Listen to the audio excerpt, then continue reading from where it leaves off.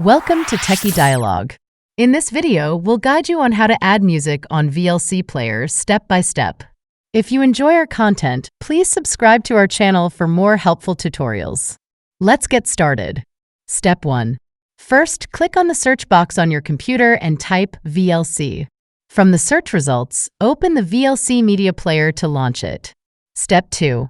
Once VLC is open, you have a couple of options to add music. You can simply drag and drop a music file directly into the player. Alternatively, you can click on the Media tab at the top of the window, then select Open File. This will allow you to browse your files. Step 3. Now, browse through your device's storage to find the music you want to add.